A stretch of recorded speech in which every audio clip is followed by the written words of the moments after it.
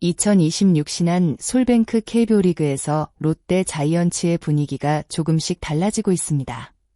그 중심에는 마왕이라는 별명으로 불리는 외야수 황성빈이 있었습니다.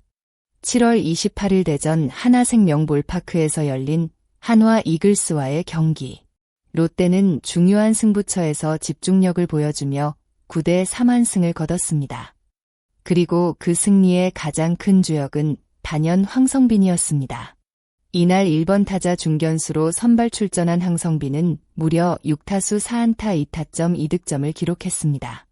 단순히 안타 숫자만 많았던 경기가 아니었습니다. 경기 흐름을 바꾸는 순간마다 황성빈의 빠른 판단과 적극적인 플레이가 빛났습니다. 특히 최근 타격감이 심상치 않습니다. 지난 26일 부산 KT 위즈전에서도 3안타 이상을 기록했던 황성빈은 이날 경기까지 이어가며 2경기 연속 맹타를 휘둘렀습니다.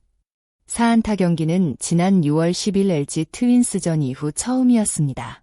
중요한 순간마다 출루했고 빠른 발과 공격적인 주루로 하나 수비진을 계속 압박했습니다. 롯데 팬들이 기대했던 마왕의 모습이 다시 나타나고 있었습니다. 황성빈의 이날 활약이 더욱 특별했던 이유는 단순히 많은 안타를 기록했기 때문이 아닙니다. 중요한 순간마다 팀이 원하는 결과를 만들어냈다는 점에서 진정한 승리의 주역이라고 평가할 수 있습니다. 첫 번째 결정적인 장면은 2회 타석이었습니다. 1회 첫 타석에서는 유격수 뜬 공으로 물러났지만 황성빈은 흔들리지 않았습니다. 두 번째 타석에서는 상대 투수의 공 배합을 빠르게 분석했고 140km 커터를 정확하게 공략했습니다. 이 장면에서 주목할 부분은 황성빈의 준비 과정입니다. 타자는 한 번의 실패 후 어떻게 대응하느냐가 중요합니다. 황성빈은 첫 타석 결과에 흔들리지 않고 다음 기회를 자신의 것으로 만들었습니다. 또 하나의 하이라이트는 6회 3루타였습니다. 당시 롯데는 추가 점수가 반드시 필요한 상황이었습니다. 경기 흐름상 한 점이 더해지느냐 아니면 상대에게 다시 기회를 주느냐에 따라 분위기가 완전히 달라질 수 있었습니다. 이때 황성빈은 단순히 안타를 목표로 하지 않았습니다. 2루 주자를 3루까지 보내겠다는 명확한 생각을 가지고 타석에 들어섰습니다. 팀을 위한 타격이었고 그 결과는 가장 좋은 형태의 3루타로 이어졌습니다. 특히 빠른 발을 가진 황성빈에게 3루타는 단순한 장타 이상의 의미를 가집니다. 상대 수비가 조금만 흔들려도 추가 진루를 만들어내고 경기의 흐름을 자신의 팀 쪽으로 가져오는 능력을 보여줍니다. 마지막 9회 네 번째 안타 역시 그의 집중력을 보여주는 장면이었습니다. 이미 좋은 경기를 펼친 상황에서도 끝까지 집중력을 유지하며 팀 공격의 연결고리 역할을 했습니다. 황성빈은 이날 경기에서 공격의 시작, 득점 연결, 분위기 전환까지 모두 담당했습니다. 이런 유형의 선수는 기록 이상의 가치를 가지고 있습니다. 롯데가 후반기 반전을 꿈꾸는 이유도 바로 이런 선수들이 있기 때문입니다. 황성빈의 플레이는 단순히 빠른 선수의 활약이 아니라 팀 승리를 위해 어떤 선택을 해야 하는지를 보여주는 교과서 같은 경기였습니다. 경기가 끝난 뒤 황성빈은 자신의 활약보다 팀 플레이를 강조했습니다. 그는 타석에 들어갈 때마다 상황에 맞춰 플랜을 생각하고 있다며 이날 좋은 결과가 나온 이유를 설명했습니다. 주자가 있을 때와 없을 때 접근 방식을 다르게 가져갔고 그 준비 과정이 좋은 타격으로 연결됐다는 것입니다. 특히 6회 3루타 장면에 대해서도 겸손한 모습을 보였습니다. 황성빈은 추가점이 필요한 상황이었다.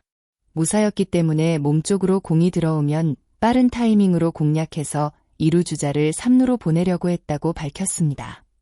완벽한 타격보다는 팀을 위한 플레이를 먼저 생각했다는 의미입니다.